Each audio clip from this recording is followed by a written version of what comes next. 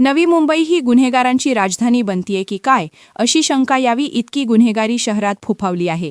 नवी मुंबईचा वर्दळीचा भाग असलेल्या महानगरपालिकेसमोर भर रस्त्यात अज्ञात व्यक्तीला दगडाने संपवल्याची घटना उघडकीस आली असून शहरात एकच खळबळ उडाली आहे। नवी मुंबईतील वाढत्या गुन्हेगारीमुळे नागरिकांमध्ये भीतीचे वातावरण निर्माण झाले आहे। मिळालेल्या प्राथमिक माहितीनुसार या व्यक्तीचे वय अंदाजे 35 वर्ष असून सकाळी सुमारे 6 वाजण्याच्या सुमारास ही घटना उघडकीस आली।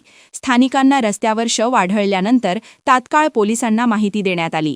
घटनेची माहिती मिळताच सीबीडी पोलीस ठाण्याचे वरिष्ठ पोलीस निरीक्षक तसेच सीबीडी विभागाचे सहाय्यक पोलीस आयुक्त घटनास्थळी दाखल झाले। पोलिसांनी पंचनामा करून देह ताब्यात घेतला असून तो महानगरपालिका रुग्णालयात पाठविण्यात आला आहे। अहवालानंतर घटनेचे नेमके कारण स्पष्ट होणार आहे। दरम्यान बेलापूर पोलीस ठाण्याकडून या प्रकरणाचा अधिक तपास सुरू असून आरोपींचा शोध घेण्यासाठी विविध पथके तैनात करण्यात आली आहेत। परिसरातील सीसीटीव्ही फुटेजची तपासणी सुरू असून लवकरच गुन्हेगारांना अटक होईल असा विश्वास पोलिसांनी व्यक्त केला आहे। वादळवारा लाईव्हसाठी न्यूज ब्युरो, नवी मुंबई।